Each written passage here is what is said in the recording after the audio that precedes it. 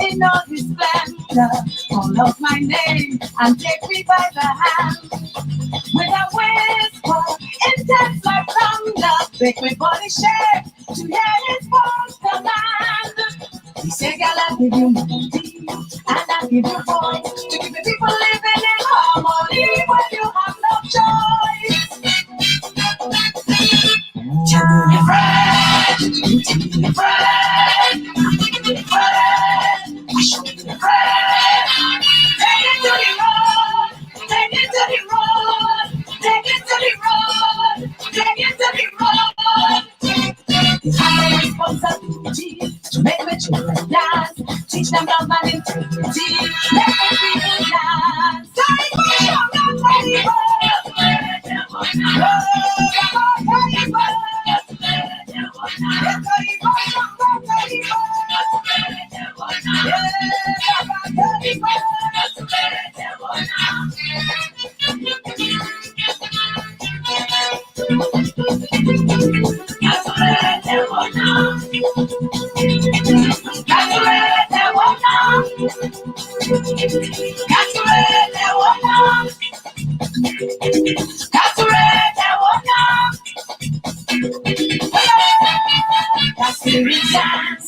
With grace and power, his mighty frame, as he salutes the sun.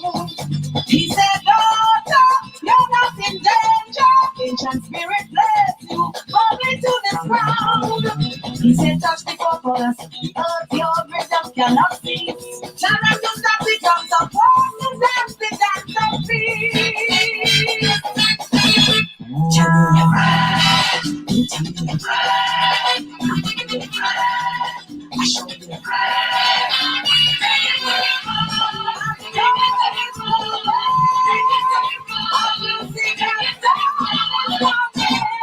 My responsibility to make my children dance, teach them love and integrity, let them people dance.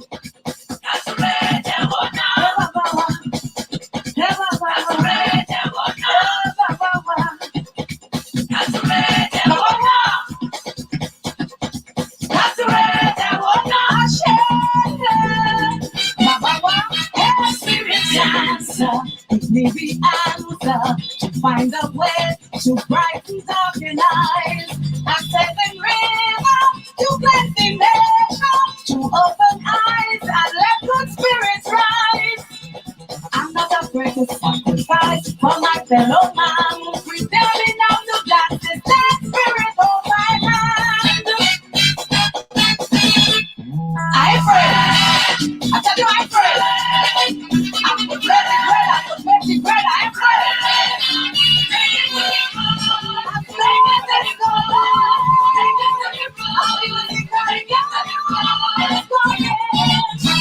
Responsibility to make my children dance, teach them love and integrity, let them people dance. Tell me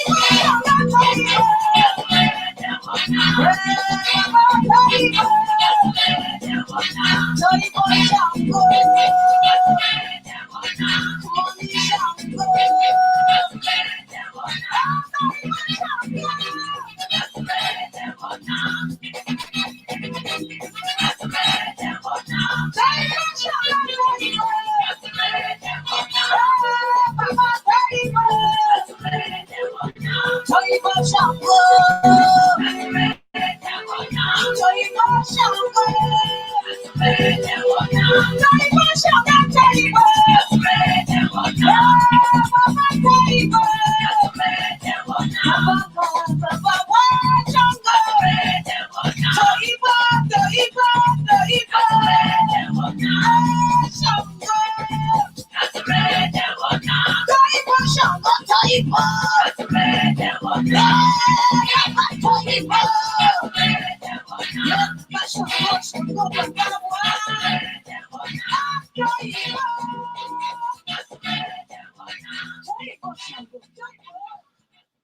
Microphone check 1 2. I'm gonna assume everyone can hear me, but you know what I mean. You know how I like to do kings and queens, nines and red, black, green in the chat. If you can hear, man. Shout out to content over everything. Melanated goddess, what you say, my sister? Blessings and welcome, greetings. You know, like Tracy, I don't do lives very regularly, and I'm not on lives very regularly. I feel like, you know, I'm not interacting with my brothers and sisters as much as I would like. But it's all in good purposes, kings and queens. You know what I'm saying? All in good purposes. You know what I mean? So yeah, we give thanks. Yeah, big up content. You don't know. And you know what, content? I never got your message here because you messaged me whilst I was on the road, innit? I never got that message until after, like, yeah, well after the thing, innit? You know, I was all up in the vibration still. You know what I mean? But yeah, I want to have a conversation about certain things, innit? So yeah, you know what I mean? Like, let's see how this conversation goes. I might annoy some people might not get, you know what I'm saying, what it is I'm trying to deal with right here. But you know, I just want to have a conversation about certain things that are concerning, man. Big up everyone who joined, man, for the pilot for the Black Group Economics show that, you know, concluded just about an hour ago. We give thanks and feel free to share that far and wide. We're in production. Got Coach TV are in pre-production for the first season of the show, innit? So, you know, we're looking forward to bringing you, you know what I mean, the full scoop on that very soon, kings and queens. So we look forward to that. And yeah, I just wanted to, because I've been having some conversations with my peoples them differently. You know what I mean? Like, yeah, I like, you know, about, you know, the whole vibes at Carnival and everything there. First of all, let me just say, like, man, completely enjoy Carnival this year.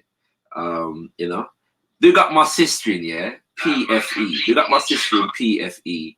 The costume I'm wearing in the picture, she designed, yeah. My sister in PFE. PFE stands for Pure Feminine Energy. And she is a carnival costume designer. Yeah, so, and every year when I play mass, I'm in one of her costumes. And you know, it's a joy and a pleasure to be doing that. And so big her up, because she done two different sections this year for two different bands, and she's amazing at what she does, and you know what I'm saying. So we give thanks, yeah, for PFE.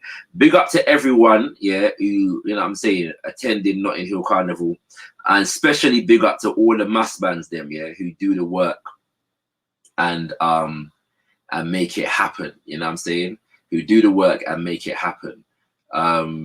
Yeah, it's a lot of work, you know what I'm saying, and you know, all the people them that contribute behind the scenes and make the 2 days of Notting Hill Carnival what it is, you know what I'm saying. Very, very important historical occasion in the sojourn of our people's history in this country, yeah. So big up on that front there, yeah. Like, to me, yeah, there are a few things, yeah, that I enjoy more than just freeing up, you know what I mean, just freeing up, yeah, and celebrating my Africanness, you know, and just dancing to African music, yeah. And yes, when I say African music, I'm including soca in that, yeah. I'm not begging a friend for so I'll just say it, go. You know what I'm saying? Yeah, that's what it is, isn't it? So I fully enjoyed it, you know what I'm saying? You know, and one of the things that I love about PFE is that she takes the themes, yeah, the themes for for which she's making the costumes very seriously. Yeah, very seriously. You know what I'm saying? And so she tries to channel certain energies through whatever she's creating via her costumes. I play with a band called Release the Rhythm, or the Rhythm Tribe, and the theme was Dreams of Deity. Yeah, the costume that I am wearing is so they had various different deities that were being channeled through these costumes. You know, so they had Ezili, which is a Vudan deity, and a number of other deities. What I'm wearing is Inanna, yeah, and the Inanna is an ancient goddess from ancient Mesopotamia, yeah, and she represents war and justice and political power. And also sex and desire, yeah. But I'm saying all this for a reason, so to stay with me, right? So and so, like previously, I've worn costumes like maroon. You know what I'm saying? We're channeling the energy of the ancestors that were not enslaved. You know what I'm saying? And fought against slavery in the Americas. You know, who were living up in the hills and these things. I'm forgetting what I wore last year. You know, I'm forgetting the energy that I was in last year, yeah. But my point is that when you put on a carnival costume, yeah, the whole purpose of the vibes is that it's supposed to be representing a certain energy, yeah, a certain vibration that you bring, yeah, to the road, yeah, whenever you know you're in it, all right, and the dance, you know, kind of brings that out. You know what I'm saying? Every year there's propaganda against Notting Hill Carnival, and you know, this year it was difficult to put out certain negative propaganda against Carnival from the authorities, because there were millions of people on the road. I'm hearing there are record numbers. I can't remember what the numbers were. In fact, I've seen something that kind of breaks it down. Yeah, the record numbers on the road and very few arrests, no fatalities. You know, which is always a good thing. Like I said, because of the anti-carnival propaganda that comes out every year. So basically, yeah. So 1 second, let me see. There's 2.5 million people were on the road this year for Notting Hill Carnival. Yeah. It was the lowest rates of arrests, and the lowest, not just for Carnival, but the lowest rate of arrests for any major UK festival. Yeah, Carnival made 93 million this year. All right, and I'll come back to that at another point. But Carnival made 93 million this year. There were no fatalities. Yeah, and when I heard the arrests record was like 300 and something, and I could be wrong on that. Yeah, I could be wrong on that. But I heard that the arrest rate was about 300 and something people, which, you know, in the midst of 2.5 million people is like a drop in the ocean. Yeah. So and what's interesting is that this always comes out, but I don't know what the arrest rate, for example, is for many of the other UK festivals that take place in it. You know what I'm saying? Like there's festivals all over the place in many different cities of the UK. In the summer, I don't know how many people get arrested. You know what I'm saying? But every year they put out the arrest figures for Carnival, yeah, which is a madness, yeah. But like Brighton, for example, when they have festival, I don't know how much people get arrested. Glastonbury, yeah, I don't know how much people get arrested. You know what I'm saying? How much people, you know, are hospitalized, how much people did. I don't know these things in it, but for some reason, every year Carnival, the thing comes out in it, yeah. You know what I'm saying? And the thing goes, all right. All right. If you got that, my brother MA, yeah, do let me know the comparison in it. I know Ishmael is about that carnival life, yeah. You know what I'm saying? But yeah, so like, you know, Carnival was a success in it, based upon the facts and the figures, and people enjoying themselves and these kinds of things. There's no doubt about that, yeah. There's no doubt about that. And as I said, like I don't like I don't know if personally at the moment I would do carnival if I was not part of a mass band. Yeah, you know what I'm saying. So not all the mass bands. Yeah, and the reason for that is there's a certain level of the culture that is being preserved in the mass band experience. Yeah, there's a certain level of the tradition that is being preserved in the mass band experience, and I'm saying a certain level. Yeah. Now the video is called the Yout Dem at Carnival. We need to talk about the Yout Dem at Carnival. All right. I didn't go on Sunday this year. Only went on the Monday, but I'm very conscious of this particular subject because my partner's daughter and her friends went on the Sunday. Yeah. They've been deading to go and be part of a band for a few years now, and you know what I mean, we've debated them, and because they want to go by themselves in it, and we're saying like no way in it, you know what I'm saying, that right now they're between 15 and 17, sorry, 15 and 17, and for a couple years, you know, they've been trying to get you know, their parents to let them go by themselves, and you know, get on a mass band and then kind of things there. And it wasn't against them being on a band. It was just, you're not going no carnival by yourself, innit? Yeah, especially not on a carnival Monday. All right. And when I beg no friend for say them thing there, you know what I'm saying? Now they're between, like I said, they're between 15 and 17, and obviously when you're at them ages there, yeah, when you're at them ages there, like you tell me if when you was 15 and 17 you didn't think that you knew everything. Yeah. And so the youth then feel like they know everything in it, and you're trying to educate them about certain thing, and you know, and train them in terms of how to manage certain things, because you know, when it comes to carnival, you have to learn how to manage certain things, because things can happen. Yeah, things can happen. With the best will in the world, it doesn't even have to be that people are intentionally being dangerous, but when you get millions of people on the road, things can happen, and you need to be able to learn and become equipped in how to handle that. So when I started going carnival, yeah, first of all, we used to sell whistles. Yeah. Oh, by the way, anybody who's locked in that wants to join the conversation at any point, let me know in it, and I'll share the link for anybody who wants to join the conversation. I'm most willing to invite people on if they want to join the conversation. Yeah. But yeah, I'm gonna talk for a bit still. And just get what's on my head out, right? So forgive me, yeah? But if you want to join the conversation, let me know, and we can do that, all right? Okay, so, yeah, so when I started going carnival, years, like, I was pretty young when I started going carnival, but I was going with my parents, yeah? And we used to sell whistles and horns and them kind of things there. And at different points throughout the day, we were allowed to go check out our sound system here and there, you know what I'm saying, check out the parade and whatnot, yeah?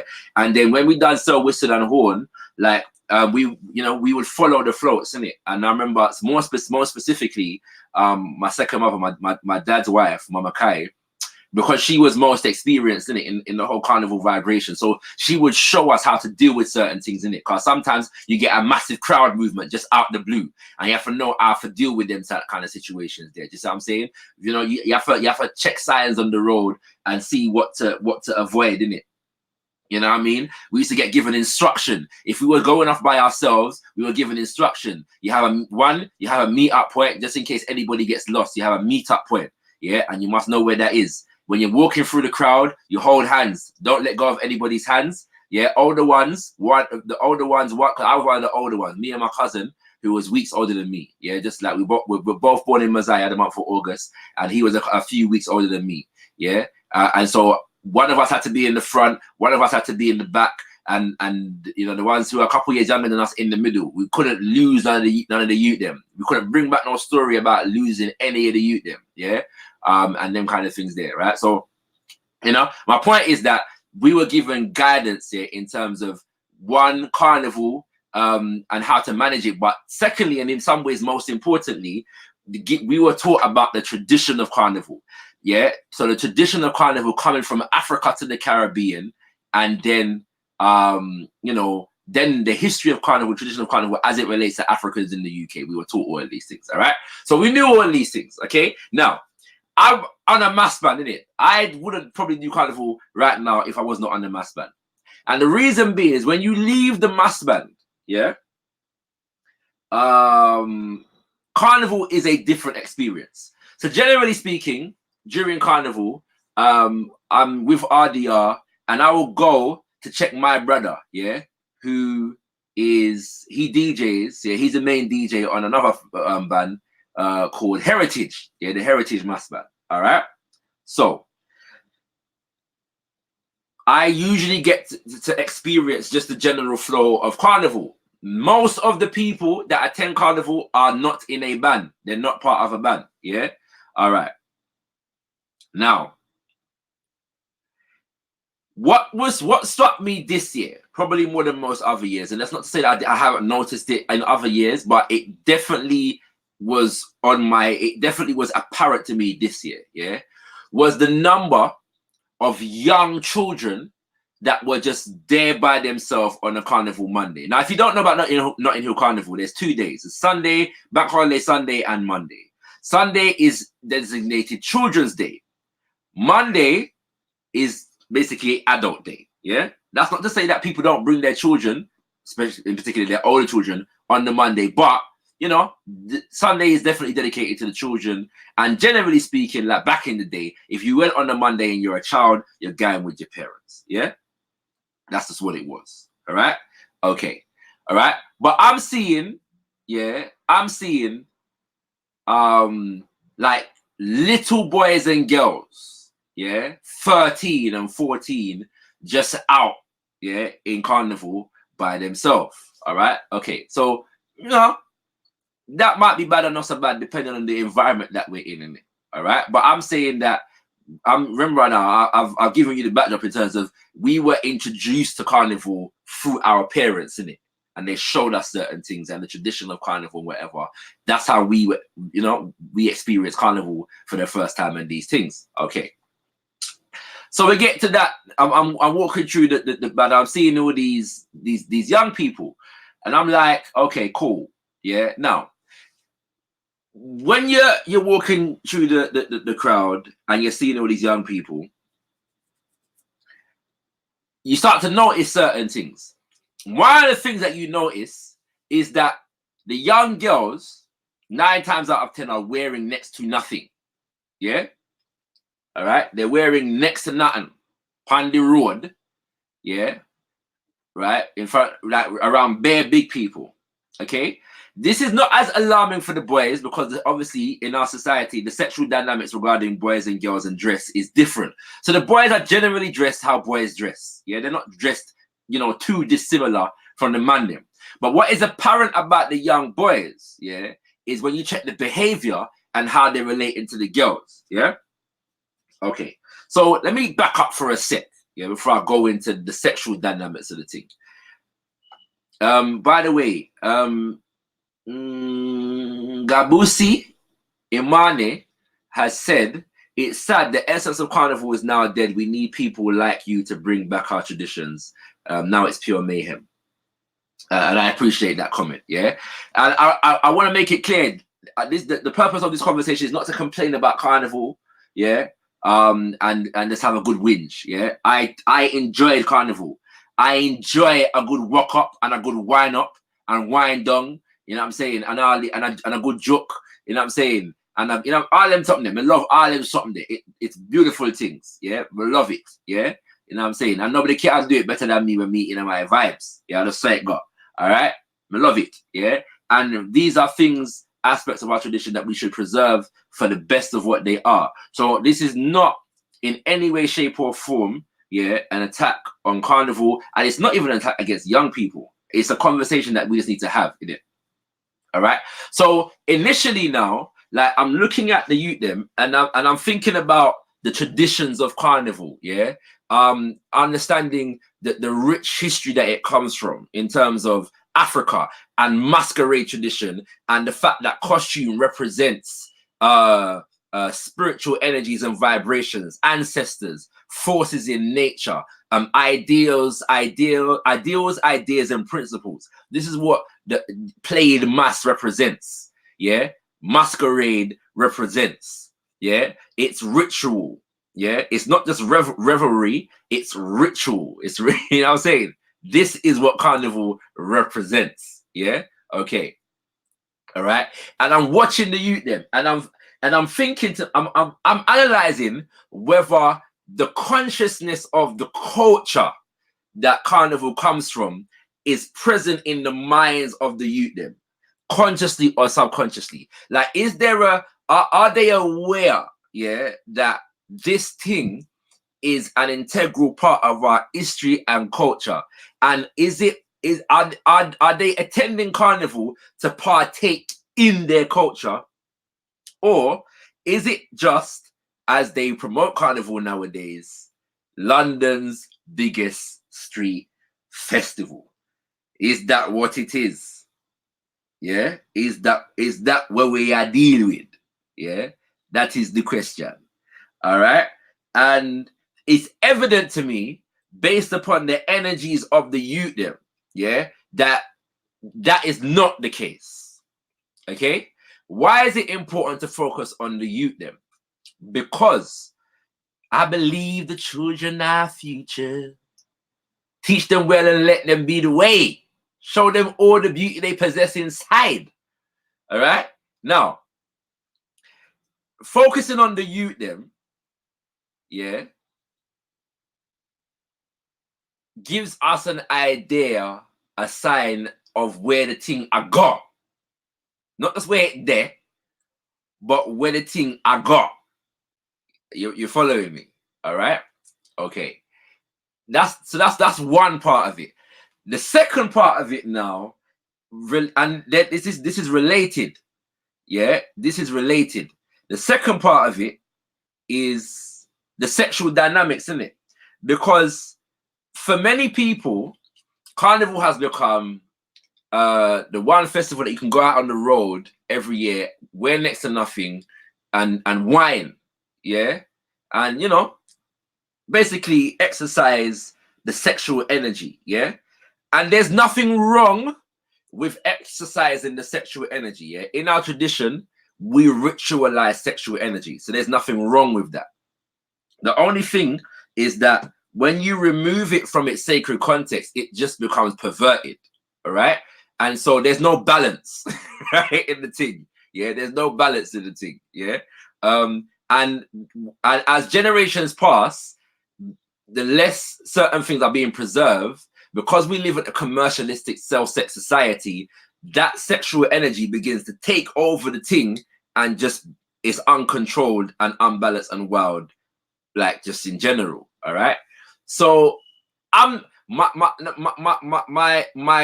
thought process, as much as I enjoyed myself, yeah, as I was coming down, and I wrote a status on this, and maybe I'll read it, yeah, but it is just, I am concerned, one, that so many of us as a community are allowing our children to just be on the road unsupervised in the midst of 2.5 million people. Yes. Just so, yeah.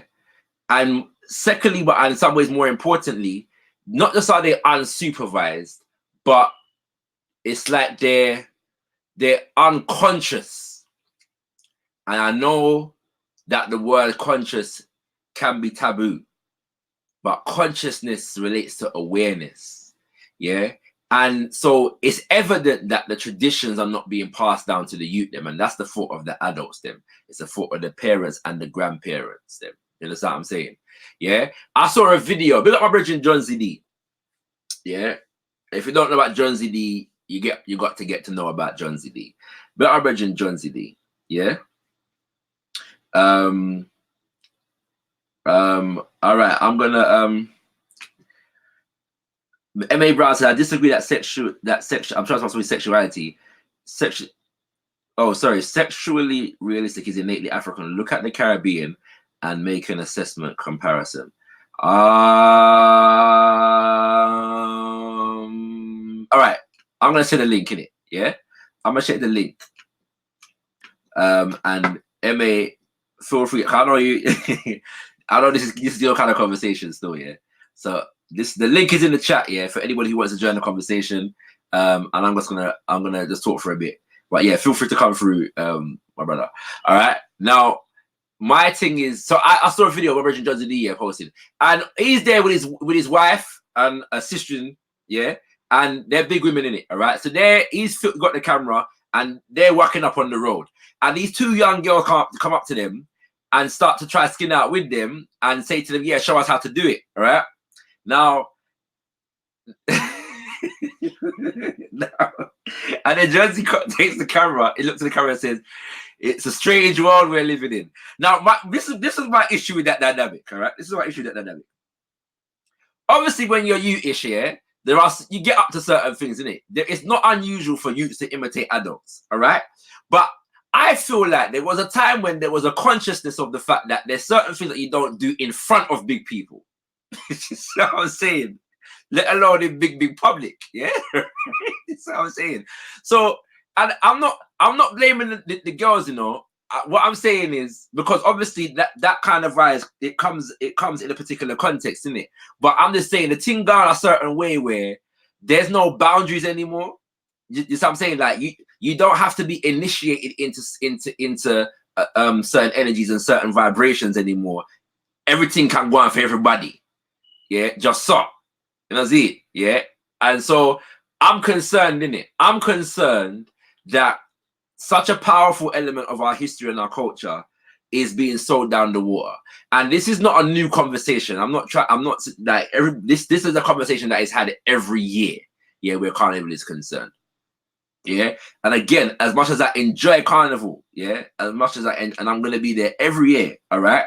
And I suppose it's even more conscious to me now because the Yout Dem, you know what I'm saying, like of our daughter, you know what I'm saying, is we're living the experience through our children at the moment, yeah. And so, you know, I've got a son now as well, and we're looking at these things in terms of, you know, how we introduce into these traditions.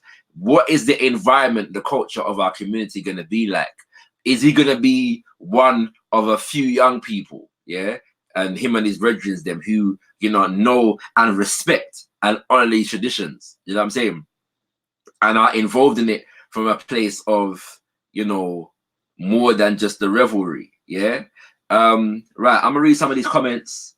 The link is in the chat, by the way, for anybody who wants to join the conversation.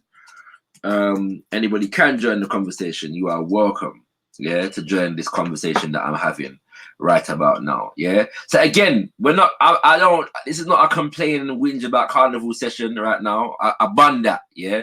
This is not a condemnation of the Yout Dem, but, you know, I just feel like all people that respect their culture discuss it and talk about it. They don't just engage in it, yeah, because it's evolution. And I don't think we're in control of the evolution of carnival as it speaks right about now. M.A. Brown says, I think corruption already existed in the Caribbean and we should start there. I'm going to agree with you. I'm going to agree with you. To a large degree, I'm going to agree with you. Ngabusi says, it's not only carnival. Every African tradition is under attack. Every tradition has a spiritual root, and once you remove this, you end up with a society that is lost and confused with no direction. And I definitely agree with that. Like, if I said to 9 out of 10 people that were on the road, yeah, on Sunday and Monday, what is Mokojumbi? I doubt most people would be able to tell me. Yeah, like I highly doubt most people would be able to tell me. If I ask them, what is Jankunu? Yeah, I doubt most people will be able to tell me. Now, having said all of this, yeah, I did see. So for those who may not be aware, Mokojumbi, yeah, is usually the traditional carnival character that you see elevated on stilts. I did see 2 Mokojumbi this year, yeah. I don't think I've seen Mokojumbi for a while, and that's not to say that they haven't been there, because if you're like, nobody can view all of carnival in it, right? But I don't normally see Mokojumbi. I will see 1, 2 jab, and that's jab Malassi, yeah. If I ask them people what is jab Malassi, they might know, they might have an idea of jab, yeah, because a lot of the Grenadian and soca songs make reference to jab. But if I ask them what is jab Malassi, which is the tradition that jab come from, yeah, I doubt most people would be able to tell me. All right, and this is the issue. Okay, so yeah, so Moko Jumbi was there. Big up Chief Brown, Australia is in the building. Big up, big up, big up, big up, big up. You know what I'm saying? And yeah, and by the way, so there's two different types of mass. You have traditional mass, and then you have what is referred to as pretty mass. Yeah. Traditional mass art is usually like the bigger, more traditional costumes. They're often a bit more elaborate and intricate in terms of their design, and that's where you get more of the characters, the traditional mass characters, and new evolutions of the characters and principles and ideas being reflected. All right, pretty mass is what is the majority of the bands at Carnival, it seems. Again, I was on a band, so you don't get to see a lot of the other bands when you're on a band, but I didn't see any traditional mass bands, yeah, in traditional costumes. And it would appear that that traditional mass is basically a minority, yeah, you know, at Carnival at the moment, which is a problem because the pretty mass, even though, you know, when I'm playing mass, I'm basically in a pretty mass band, yeah. But it's generally that. So when you see feathers and them kind of things there, that's pretty mass, yeah. What they call pretty mass, all right. And so yeah, it's generally like the feather thing, you know, and the bikini and the so on and so forth, okay, which is how carnivals around the world tend to market themselves, especially places like Brazil. You get a light-skinned woman in a bikini and some feathers, and that's the vibration. And so this is how carnival has been popularized, yeah, as a commodity, so to speak. All right, but within that, yeah, the actual art of traditional mass, and because costume designing is an art, I have taken part, yeah, in costume design. In fact, the first time I did it was I was at school, late in carnival. And we had a teacher called Miss Allen who would get us involved in the local carnival. And so we were taught some costume design there. And then as an adult, I've done it assisting PFE. And I want people to always, yeah, that costume design, whether it's traditional or pretty, is an art, yeah. And there are various different industries that you know are combined in the art of costume design, wire bending and what's the word? People that make the swimsuits, yeah, you know what I'm saying, the swimwear, and you know what I'm saying, them all them kind of things there. All right. So yeah, so it's an art, and it deserves to be honored and respected. So when you see a situation whereby most of the people that attend carnival are just concerned with going and on the road in battery riders, jeans, and a belly top and winding up to their favorite tune, like there is something missing, right? Even though, like, you know, we might question the extent to which, you know, bikini and feathers and whatever, you can do that, question whether that should be the representation of carnival, you can do that, but there's an art in it, yeah, there's an industry behind it, yeah, that, you know, I feel like a lot of people are becoming disconnected from, because Notting Hill Carnival is being marketed as London's largest street festival rather than Notting Hill Carnival. Yeah, for those who don't know, the first Caribbean carnival in this country, yeah, was 1959. It was initiated by a woman by the name of Claudia Jones, yeah, and she was responding to the so-called Notting Hill race riots, yeah, which was an event in 1958, yeah, during which groups of hundreds of white men ran through Notting Hill, kicking in the doors of black men, women, and children, and beating up black men primarily on the streets. And so what happened was the police were not protecting the local communities in Notting Hill of African people. And so the men of the community began to fight back.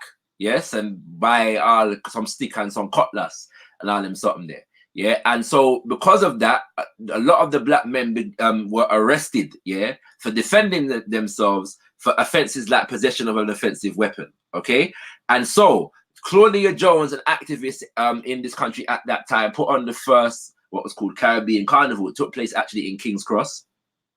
Yeah, and by the way, sorry, in the midst of all that, sorry, a man by the name of Kelso Cochran, yeah, was killed. Okay, as a part of a victim of a racist attack. Yes, and so Claudia Jones gets together, organizes a carnival as an act of protest and demonstration, and also to raise money to pay for the legal fees, yeah, of the brothers them who were arrested, yeah. And she puts and the theme for the carnival is a people's art is the genesis of their freedom, yeah. The first carnival in this country, the theme was a people's art is the genesis of their freedom. And so I'm having this conversation because I'm just concerned about the extent to which our art is contributing to our freedom and our liberation, or our, you know, continued just assimilation into the system whilst they dominate. Yeah, you know what I'm saying? Now, when you see a figure like 93 million, yeah, 93 million pounds is being made off of our culture, and I want to know that, I want to answer to the question, we need to investigate. We need a investigation, yeah, into the extent to which that 93 million is contributing to the so-called African Caribbean community in the UK. You understand what I'm saying? You know, like that. Brother M.A. Brown, are you rolling through this thing? I think you just say you're only here for a bit still, but are you rolling through? I'm sharing the link. Anybody that wants to join, man, in the conversation, feel free to do so. I'll share it again just now. Let me just make sure this is, yeah, it's actually there. So if you want to join me in the conversation, otherwise I'm gonna lock off the thing and shut up. I think I've got my point across, yeah, for the most part. But yeah, kings and queens, I am just you know, concerned, yeah, that we are losing culture. And some might say we don't lose it already. National racialism says yes, art is a product of culture. Yeah, you know what I'm saying. Melanated Goddess says, what is the typical mass design? Tradition. There is no typical traditional mass design except for the regular characters. So like Moko. Alright, let me put some links in the thing. Yeah, I'm gonna put some links in the thing for like Moko. In fact, I'm just gonna put a link from an article called, what's it called? Traditional characters. Yeah. Find this thing. All right. Yeah, traditional characters. Yeah, and it will give a brief rundown of the traditional characters. And what they look like. Yeah. Oh, hold on. I've copied that link wrong. 1 second. Traditional characters. Yeah. So, and it would, yeah, it takes you through some information about some of the traditional characters. Them. All right. You know, and there's enough. You know what I'm saying? But my point is that like if a lot of the energies that we trans, or when I'm missing something out, yeah, that thanks for bringing me back to that, because you just reminded me of something there, melanated, right? If a lot of the traditional characters represents ancestral spirits here, like we have to consider the fact that we're not representing any ancestral spirit on the road means that we are actually out of connection, not in contact, not in tune with our ancestors and their traditions. You know what I'm saying? So yeah, we just have to just contend with that. Right now, interestingly, we got Uncle Dan Juma. Yeah, we got Uncle Dan Juma.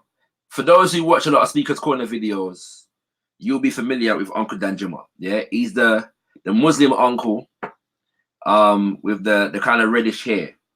Yeah, Pan-Africanist Muslim uncle. All right, and he was at Carnival.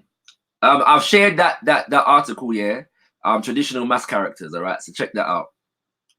Big up Chief Drino. Big up Chief Drino for the super chat. You don't know, my brother.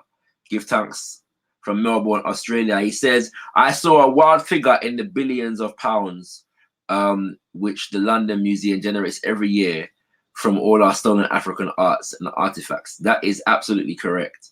I don't know the figure, I would have just said hundreds of millions, but if it's in the billions, then yeah. If you got the source for that, please post it. Yeah, please post it.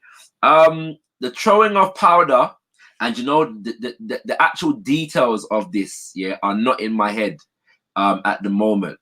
But there are various different origins. Yeah. One of them that I have heard of is the fact that so a lot of these traditions are born on plantations, okay, and so in a sense, powder used to be sugar, yeah, or other products that were produced from slavery, and so the dashing of these things was a reflection of the fact that it was an act of rebellion. Basically, we're dashing the products of what, you know, the enslaver is benefiting from by exploiting our labor. Yeah, so a lot of these things have deep roots and traditions. Like when you see people just dashing powder and kind of things there, oftentimes these things have deep roots and traditions that are not always in the consciousness of the people that are partaking in them. The other thing is that you'll be hard pushed, yeah, to find a steel band, yeah, that is even 50% black nowadays. Most of the steel bands that you see on the road is full of, it's just like almost all white people. You know what I'm saying? So hey, like, yeah, you know, I don't know, man. I don't know. Yeah. Where was I going? All right, Uncle Dan Juma. Yeah. Now, Uncle Dan Juma was at Carnival, and he was around Trinity Corner. He posted some of his pictures, and I saw a very interesting picture. Yeah, I saw a very interesting picture that he posted. Yeah, and this interested me because I have not seen this at Carnival. All right, and I'm talking about the existence, yeah, of a proper traditional like ancestral Egungun masquerade. All right, let me show you. I'm gonna see if I can show you the image.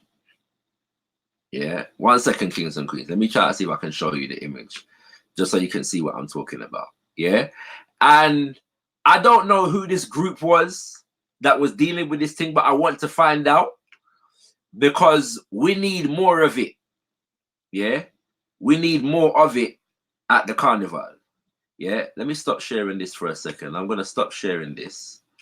All right, stop that screen share, and get up another thing. All right, yeah, proper costume. All right, now, and this is why I appreciate Uncle Dan Juma, because I don't think 99.9% of Muslims, yeah, would be found dancing on the road, yeah, with you know, an ancestral spirit masquerade. All right, and I'm saying ancestral spirit. That's the impression I got, yeah, from the thing, but I could be wrong. All right, so if anybody wants to correct me, they can. Yeah, in terms of what this the costume, the masquerade was representing. I hate the word costume.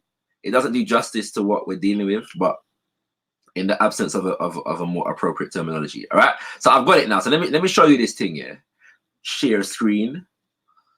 Right. Let me show you this thing. Which one do I want to share? All right. Okay. Let me know so you can see this thing on the screen. Yeah. All right. Everybody can see this something, yeah. Click 9 if you can see the mask arrayed on the screen right now. You get me? I'm context, and I'm trying to get him denounced. Uncle Dan Juma posted it on himself on his own Facebook and said he was dancing with the thing, yeah, with the masquerade, yeah. But I'm saying, like, now this doesn't look as sexy, innit?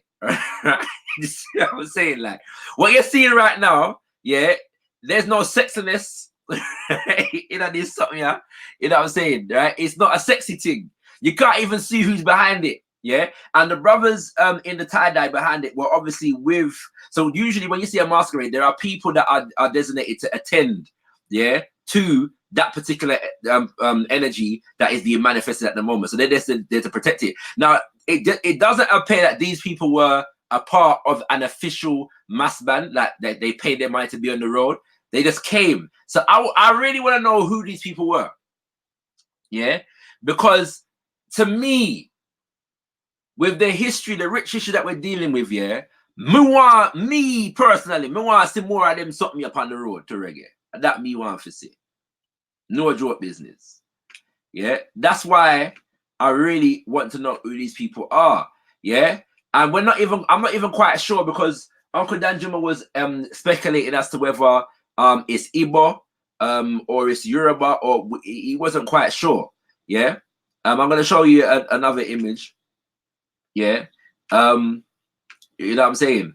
Yeah, he wasn't quite sure exactly what you know what I'm saying, it was being represented or manifested. Yeah, and he asked, and I don't think he got a definitive answer. But I'm just saying, I'm putting it up. Yeah, put it up again. I was want to show Uncle Danjuma dancing with the thing in it. with the energy, with the spirit. All right. Yeah. So this is what I go on, kings and queens. Yeah, this is what I go on. So I'm saying, me want to see more of them something up on the road. And if I personally believe, because when you see this on the road, yeah, it's a different vibes, you know.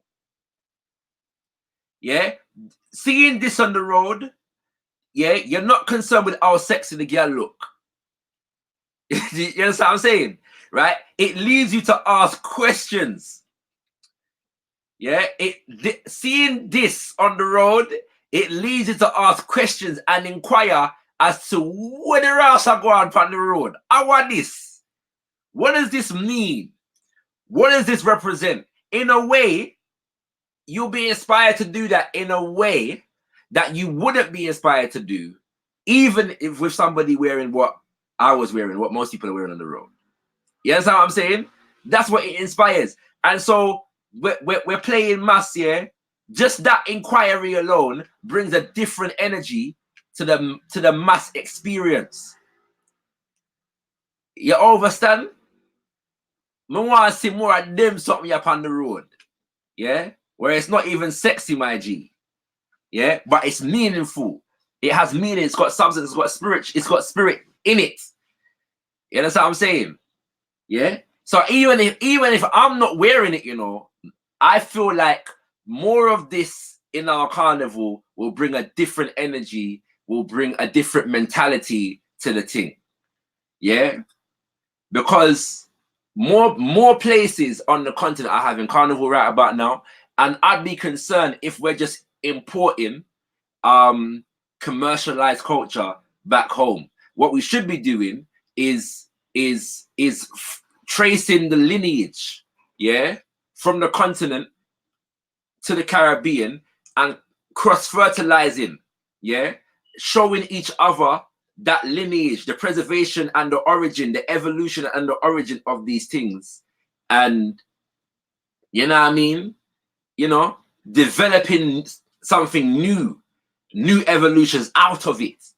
That's my passion, kings and queens. Yeah, I'm a cultural scientist. These are the things that I want to be a part of. Yeah, I'm inspired by, yeah, and I want to see take place. Yeah, it comes like nobody don't want to join me. So I'm going to lock off in 10 minutes, yeah, if nobody's joining me in these conversations. I'm going to share the link one more time, yeah. And if nobody don't join me, I'm going to lock off in like 10 minutes, all right? Big up our brother Natural Mystic. Yeah, he's one of the #1 DJs on a mass band at Carnival. I've had dreams, you know, of having my own. It's very expensive, yeah, and very difficult to get the license to run a float, yeah, at Carnival. You have to go through all kinds of red tape and all these things, yeah. Very difficult. And most people that do it, they usually kind of book a spot under another mass band first.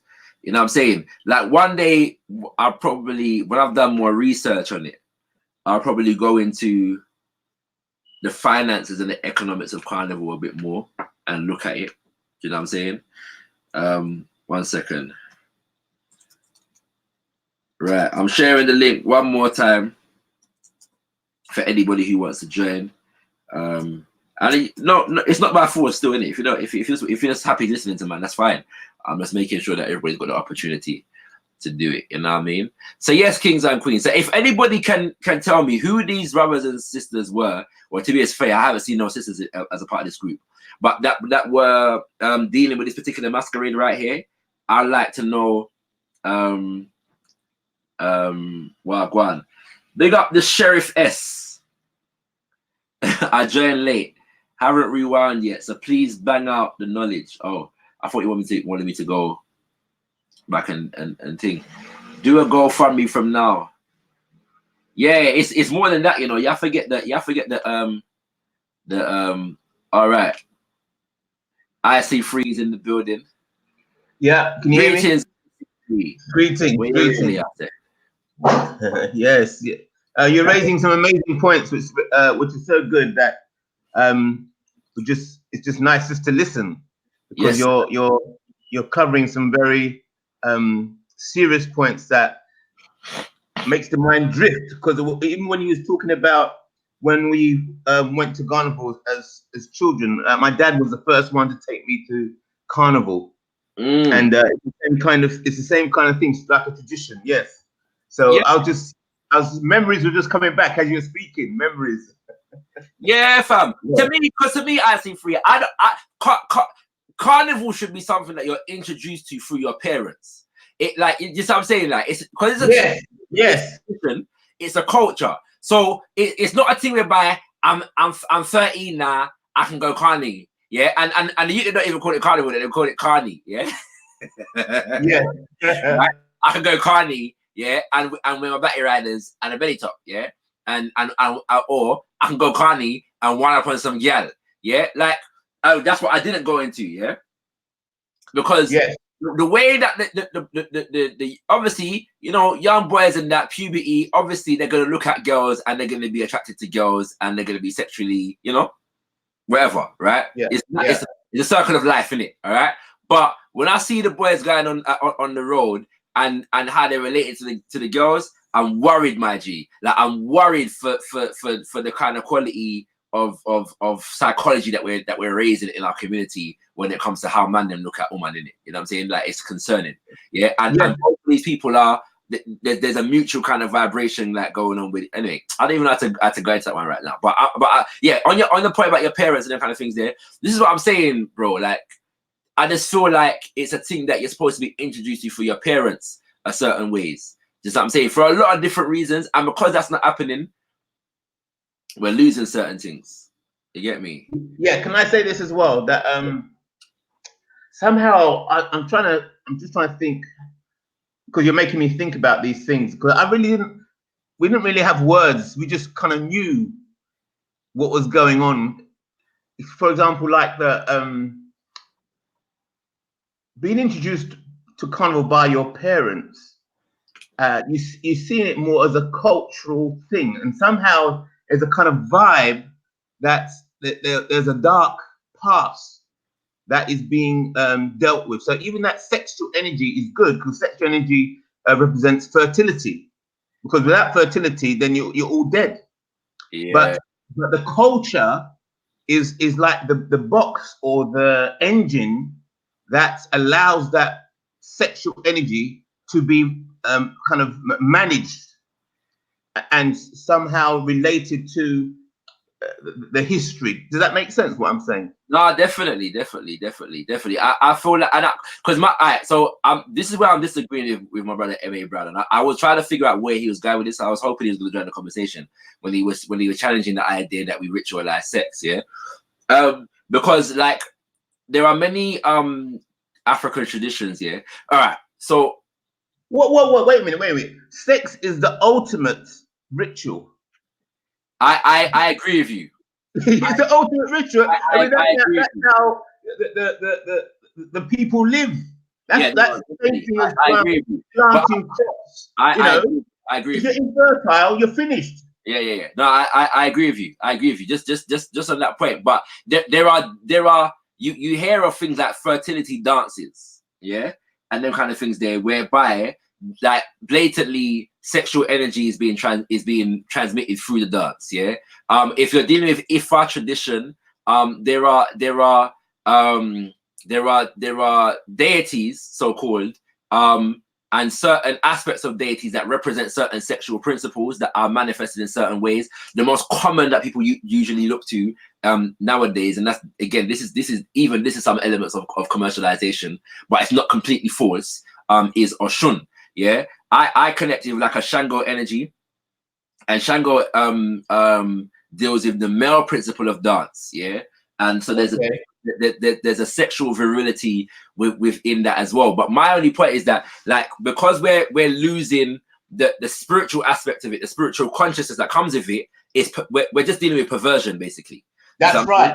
Because that is where they're trying to take it. That's the goal. That's the long-term goal of the bankers and these traders. They're trying to take it in that direction. That's their long-term goal. Most def. Thank you, Melanated, for bringing me back to this question from IC3. Says, do you think there is still a relationship between blackness and carnival? It's the roots of carnival now being perceived as racial, racist, not multicultural. And yeah, I'm gonna agree with that. That's part of the problem. Yeah, we're on this multicultural thing. That's what the idea of London's biggest street festival is designed to facilitate. Yeah, that it's not African culture no more. It's just of immigrants that were brought here, but now it's British culture. And because of that, we're losing something in this thing, in it. You know what I'm saying? I'm saying this, I want to remind people that just starting. Yeah, I began by saying I enjoyed Carnival this year. Yeah, I totally personally enjoyed Carnival. You know what I'm saying? I enjoyed it. In fact, let me show you like I enjoyed the thing. Yeah, like I was in there in my masquerade. And one of the things that with me as well, I was listening to a sister by the name of, her name's gone out my head at the moment, but she said that when you're on the road, your face is supposed to be covered. Yeah. It's supposed to have some form of masquerade on. And so ever since then, I've never gone on the road, never, without some form of masquerade, principle. That's just the principle that I have, dealt with since then, innit? All right. And so I'm not banging against carnival, innit? Like, I'm not one of these people, oh, it should be banned and locked off and blah, blah, blah. I'm not one of them guys, innit? Like, I ban that. Yeah, I feel like the people that are trying to ban carnival are doing it for their own ends, and I don't want to feed that energy. But I am concerned that we are not preserving our tradition enough in it. So man enjoy carnival. Let's not get it twisted. Yeah, like man enjoy carnival. All right, and I'm gonna enjoy it next year. And I'm happy, for example, like I said, from our daughter, as in my partner's daughter, to partake in carnival. She played mass. Well, she was in a t-shirt really, but with my brother's float this year, and he was supervising the whole situation, and he had other elder women helping to supervise them on the Sunday. Yeah, so I don't have any problems with people introducing their children to carnival or anything like that, or partaking in it as it is now. We just have to have certain conversations about where it is and what it's doing and where it's going. All right. Sheriff S says the history of why carnival started in this country, especially London, is totally different to the real meaning of what we know about carnival and the meaning of bacchanal. Right. Are you going with the Bacchus thing, Sheriff S? Yeah. She continues, like fish and chips don't belong to them either. Content says same thing when they first started calling black music urban music, blatantly. You know what I'm saying? But yeah, content of everything made a good point there. You see, it's all in the subtle cleverness of the words. They can rob you. They can rob you just with words. Yeah, man. It's a lot of stuff, man. You know what I'm saying? Sheriff S, break down this comment for me right here. The history of is that yes, you're going with the Bacchus thing. Yeah. I know of it. It's not something that I've gone into fully. You know what I'm saying? But yeah, it's the word. So what Sheriff is going into is the word bacchanal. Apparently derives from the Greek god, Bacchus. Bacchus, the god of wine, Yeah. and getting drunk. And so so he was like the god of wine and revelry and all these things in it. Yeah. And so basically the idea is that because we're on the bacchanal flex, yeah, that's part of the reason why, like, we're channeling that energy in it, and so we're not taking consideration for our own tradition, because we've been kind of perverted by the Greek god tradition, if that makes sense. You see what I'm saying? That's the vibration there, you know what I mean? Which I don't think is a completely flawed argument. I think there's good substance for that argument right there. I don't think most of us know where the word bacchanal comes from. You know what I'm saying? The etymology of the word. And like I said, I haven't delved deeply enough to that study to speak in authority about that etymology, but I have come across that before. But also, when you say you're thinking about, or when people talk about Bacchus and the revelry, I mean, is that a part of human nature that needs to be put in a cultural context? I mean, what were they doing for parties in Egypt? Where did the Greeks get this Bacchus from? You know, yeah, no, I totally agree. I don't think, like, enjoyment and ritual are not mutually exclusive to me. Just what I'm saying. Like, I feel like revelry and celebration and that kind of thing is a part of our culture. Yeah, but the key in what you said is doesn't need to be put in a cultural context. Yeah, that to me is the key. When it's outside of the cultural context, yes, just what I'm saying, that's when it becomes problematic. Yeah, and I feel like that is definitely where we are at the moment, which is the problem. Anybody else who wants to join the conversation, I'd love for you to delve into your Bacchus point, Sheriff S. So feel free to click the link here if you want to join the conversation. Content over everything says same thing when I read that one already. Hold on. Oh, the thing ain't updated yet. Why isn't the thing updated yet? I can't share these comments. All right. Beanie Man. Beanie said, long time. Me I tell them say for low carnival. The one Ricks Masterman in the bacchanal. Big tune. Big major tune. As last year I said there. Well, yeah. But now, Beanie Man's making soca tunes, so yeah, Sheriff. I went into, oh, by the way, sorry, and the killing of a black man, Kelso, can't remember the second name, Kelso Cochran, yeah. What's it called? Killing was killed, second name, kill, what he was killing was so horrific. People took to the streets. General set breaks down Bacchus well. Yeah, so yeah, I went into that history earlier, Sheriff S. Yeah, Kelso Cochran and Claudia Jones and so on. But yeah, one of the biggest tunes on the road this year was a Beanie Man tune still. And I'm not saying there's anything wrong with that. Like Beanie Man for the soca, if I'm on the soca, innit? You know what I'm saying? But yeah, enough Rastas were buying up the soca them time they still, you know. They were Rick's Masterman in them bacchanal. Leeds Carnival, UK rep says Leeds Carnival is still organized by African Caribbean Society. All right, I've heard that Leeds Carnival is good still.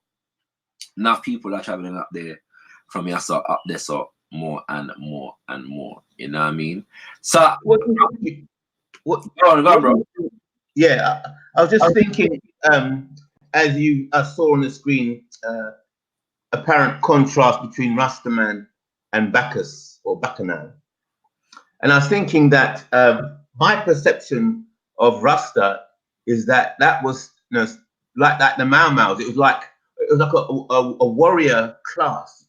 You know, these people, they're trying to make a revolution. When you're moving as a soldier or militant, you know, the partying is not really. If you party out in the battlefield, you're gonna get a bullet through your head. Yeah, definitely. You know what I mean? So you can't mix. I see the original Rasta as the roots was in blackness. So even Rastafari is not blackness. I said blackness because because now it seems like it's a multicultural thing. You You know, understand? And those early Rastas were suffering for that. They weren't partying around. So I think it's the warrior phase, and then when you conquer or when you take a territory, then you can relax a bit and then have a few parties, food, and whatever. You can't be doing that in the middle of all over the place on the battlefield. You end up dead, and that's what. And so a lot of people classified as black, they're constantly being pushed into this party state. So every day is a party. So they never get serious or focus on anything. Well, I would say never, but they're always running for another party. Well, I think it's if we go back to what you were saying and the history of what we've gone through. I don't know. I'm not too sure. Maybe you have to cut down the parties a bit. I'm not too sure. Yeah, no, it's a good point, and that's the reason why it's important to keep the tradition alive, because when you've got different energies being translated in the costumes, it means that there are different energies for you to focus on. You see what I'm saying? Like, so some of the were war energies. So if you're focused on that energy, then you are in a war mentality. In fact, some of the tribal systems are born out of war. So if you're looking at things like Cambouele, yeah, right, because Cambouele is so, and it's one of the things. Some of these traditions are being, because I've never had the pleasure of doing carnival in places like Trinidad, yeah. But every year, like before, the main, carnival, they do reenactments, yeah, of the Cambouele, which is like the Cane Rebellion, yeah. Serious? In Trinidad, yeah. So when you see there's a stick fighting tradition that accompanies carnival, and that comes from Cambouele. Yeah. Right. See, this is what I'm talking about. Yeah. Brilliant. Yeah, you're making the points because we're here. Well, I'm here in the UK, and they always have their war reenactments. Yeah. That's their kind of carnival. And that sets them in a certain mood. Right. It's this what I'm saying. And so if every year we was going through that kind of vibes, you know what I'm saying? Like if every year, for example, we were doing reenactments here in relation to the Notting Hill race riots, and Claudia Jones and Kelso Cochran. Yeah. Yes. Just what I'm saying. I just feel like these are things that we need to bring to the table as far as Notting Hill Carnival is concerned, to preserve. That's right. You get me? Let me see somebody else's. Yeah. Big up Scattered Minds, just joining the thing. Big up Scattered Minds. You know what I'm saying? Scattered, was you at Carnival, Scattered? Was you there with Uncle Danjuma in the background dancing with the ancestral spirit? Let me know, Scattered. You get me? But yeah, all right. Because Mr. IC3 joined, we've got an extension of time. So if nobody else joins in the next 10 minutes, I'm gonna lock off the show in 10 minutes time. All right, 10 minutes, I'm gonna lock off the show, unless anybody else joins. Okay. Also, you know about capoeira. Yes. You mean having things like capoeira? Yeah. In the carnival, as soon as you see the dress style, definitely the trousers, that's like telling you that's all we had was a pair of trousers if you was lucky. Definitely, you know what I'm saying? And you have to work with that. And I've seen some things, So for example, a couple of years ago, two of the biggest artists, Marshall Montano and Bunji Garlin, came together, yeah, and did a collaboration. And the video, yeah, that like the song was a brilliant song, yeah, but the video, yeah, like gave beautiful expression. My thing, all right, yeah, gave beautiful expression because they're preserving some traditions. So the song was based around the history that I was talking about in terms of Cambouele and the Cane rebellions, and an ancestor by the name of Joe Talmana. And so they based it around that, all right. But as a result of that, yeah, they did like a press conference and a thing where they were teaching people where the history of certain thing, yeah. I didn't say the name of the tune called Bossed, yeah, right. That was a tune they released it 2 years ago, I think it was 2017. It was the one of the Carnival tunes. Them, I think it was actually released after Carnival, so it would have been more of a 2018 tune, yeah. But Bunji Garlin and Marshall Montana busted, yeah.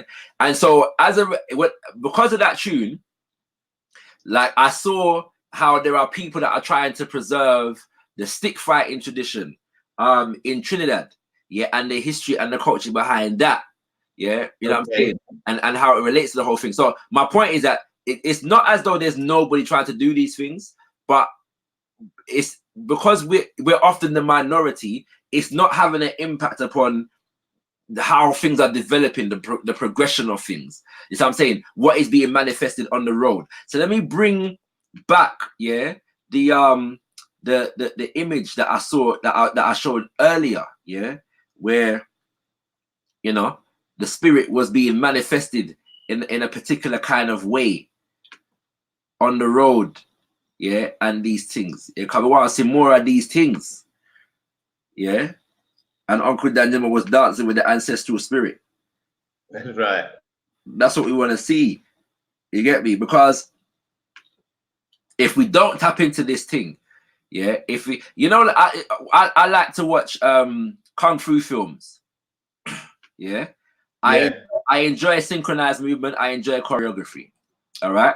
But beyond the choreography, and when you're watching a Chinese film, what is explicit, yeah, is the extent to which they're preserving their history and their culture in the midst of whatever the film is about, whatever the film is dealing with. Yeah, like it's so obvious because whatever happens, they have to go to the Shaolin Temple and get taught by the monk. Yeah, and they don't just get taught kung fu; they get taught philosophy and spirituality and history and culture, and all these things. And I'm saying that when we lose certain things here, we have to go back, yeah, into what we was dealing with from before to make it make sense in the present. Yeah, we have to go back. Just what I'm saying, like we have to do that to make things make sense in the present. Yeah. I remember the first time I went to Jamaica. I was small, and some masquerade came, and they were saying they were dancing and playing some drums and stuff. But I was frightened. They looked just like that picture you've got there. They frightened me. I was scared. That fear. I can still remember now. Yeah. What was that? I was shocked. It was just like that. I was only a kid. I was only a child, and I saw somebody, the group of people come like that, and they were playing drums, and they were singing, "Give me a little something, give me a little something," and I was scared. And the funny thing is, so traditionally, some masquerade was actually designed to scare you. Like it was supposed to scare you. You know exactly. That's right. Because because some masqueraders, yeah, like they were a corrective spirit. So if whackness and slackness was going on in the community, some of the spirits then were supposed to correct, yeah, and tell off people in it. That's right. That's right. That's right. Yeah. Right? You know what I'm saying? But the person behind it was supposed to remain anonymous so that they could deal with their thing, yeah, without any repercussions the next day. Yes, very important. See, now we're starting to understand the depth and the meaning of that, because that costume was really representing the community or the feeling of the community. Yeah. Not an individual dressed up underneath it. It was not about the individual. It's supposed to capture the essence of the moral charge, right, of the whole community. Because you know, people, when you're in a community, people always chatting left, right, and center. There's always gossip going around. Yes. And then nobody might want to tell you directly. So they'll wait to the special festival, and somebody will come dressed up the suit and then just deal with the situation. Yeah. You know, in fact, if before I sign off, if I can find this video, 'cause I always find it difficult to find this video, but if I can find it, I'm a play this sister who's breaking down certain thing, in relation to carnival. Yeah, if I can find it, I probably won't be able to find it. But it's like I'm just saying that we need to do, like, a few years ago, I was running, or a couple years ago, I was running an event called Rise of the Griots, yeah, and every year that we had a theme, and so every month, sorry, it was a monthly spoken word event, and every month I had a theme. Yeah, that was very good. Maybe you should. Oh yeah, I forgot you came to a couple of them. I forgot. Yeah. But I came to a couple of them still. Yeah. So, yeah, and one month, July, of that year, the theme was carnival. Yeah, and it was interesting to have people come that play mass and kind of things there, but we're dealing with the traditions of the carnival, and we're expressing it through spoken word and assisted on a presentation and so on and so forth. And I'm just saying that more of that needs to get done in it, on a more mass scale. I'm not denying. I would assume that it is getting done in some places, but I'm just saying there needs to be more of it. Man, I can't find this TED Talks, man. Well, it's a good one. It was a good one. Let me see if I can find this thing. Right, last chance to come true. Because if I can't find this video, I'm gonna look up very soon. Yeah, I'm gonna look up very soon if I can't find it. Nah, it's not happening, mate. It's not happening. Can't find it at all. I cannot find it. If I can find it another day, I'll probably play it, cause it's a pretty good breakdown of certain things with regards to carnival. Let me see. All right. Anything else you want to say? C3. No, that's it. It's been a good session. Maybe you should have 2 or 3 more on the subject of carnival, and maybe the last one will be the deepest one. That's an idea. That is an idea. Let me see. That's not her, is it? Nah. Maybe I'll do something tomorrow afternoon. We'll see. Maybe I'll do something tomorrow afternoon. That's an idea. Let me see. Anybody, people them in the chat, if you'd like me to come back to this subject tomorrow, hit the 9, innit? Give me some 9s if you want me to come back to the subject tomorrow afternoon. If I get, how many people are watching? If I get, there's 18 people watching. If I get 10 9s, I'll come back to it tomorrow. If not, I can go. You get me? You know? So if I get 10 9s, I'll come back to the subject tomorrow. There's 1 9. We've got 1 9. We've got 1 9. I need 9s, not fists. I need 9s. Why am I giving 10s and 9s? There's 2 9s, 3 9s, 4 9s. Now, 999, everything is everything. You don't know this, but 999 is the number for the police right there. Well, all the emergency services, really. But yeah, we associate 999 with the Babylon, you know what I mean? So we don't want to deal with the Babylon around here. All right? 99. So there's what? 1, 2, 3, 4, 5 9s. We're halfway there. If I get 10 9s, I'll come back to it tomorrow. And we'll talk some more. If I'll look for this video as well, and I'll try and find it and go into it. So yeah, kings and queens. As I was saying, yeah, this was not intended to be a complaint. You know, just a whinge about carnival. But like I said at the beginning, yeah, if we look at the children, we can see where the thing is going.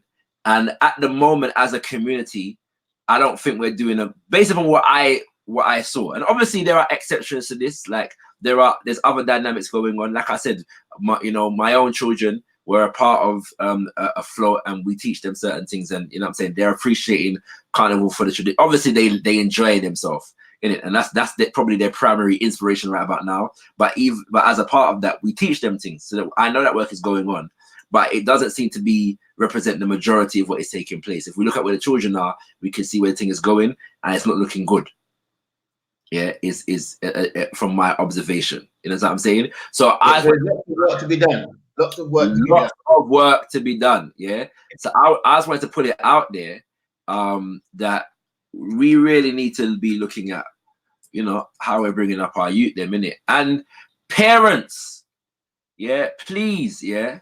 Like, I know, man, it was uncomfortable being on the road and seeing the amount of children, and I'm saying children that were just there by themselves. Like, I don't know, man. We have to look at these things in the Kings and Queens. So I give thanks for everybody looking in, listening, commenting.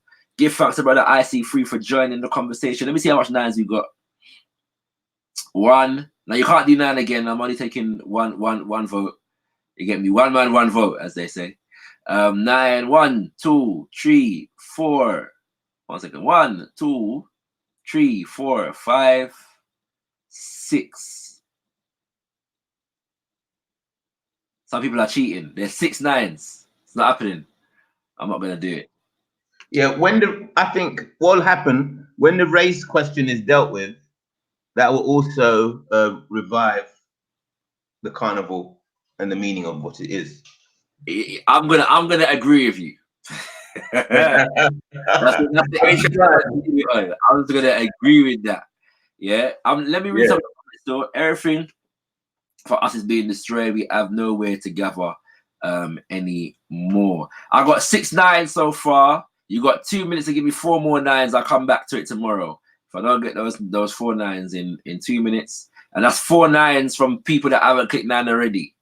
You get me? So I don't want to try and cheat here. Man can read, innit? You get me? We can gather at Speaker's Corner. Sheriffness. She said there's no way for us to gather. That's a good point. I may not be on the corner tomorrow. All right, we've got 7 9s. Right, Miss Amelia was sadly listening, boy. We've got 8 9s. 2 more 9s. We've got 60 seconds for another 9. But yeah, finally, because for those who missed it, I'm demonstrating this image at the moment because this I haven't seen this at Carnival before. This is a very traditional masquerade, yeah, from West Africa, and so I don't know who the people that were dealing with this, and I don't even think they were official. They were officially part of the parade in that sense, yeah. But I am suggesting that we need to see more of this at Carnival. Everything is everything. Have you clicked 9 already though? Yeah, you got that second 9 don't count.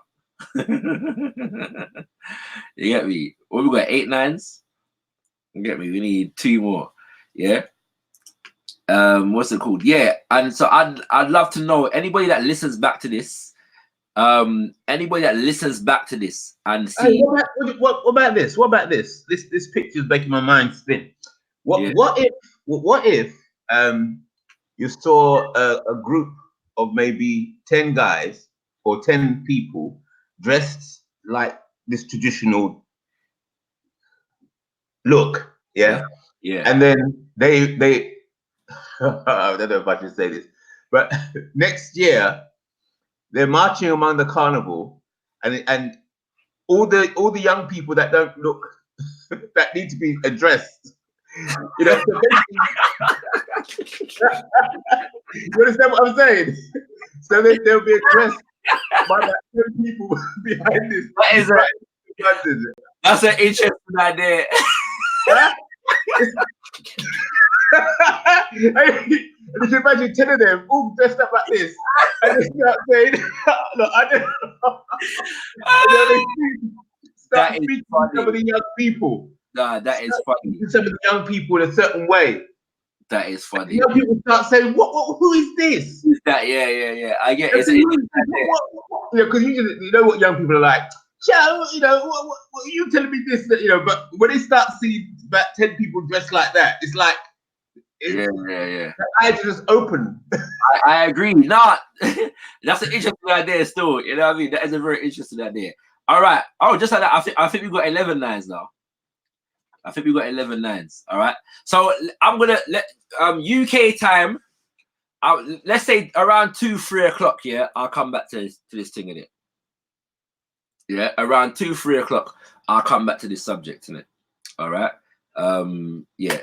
So like tomorrow around 2-3 o'clock, I think I can do that. I gotta check with my queen. Let's make sure that I'm not double booking anything.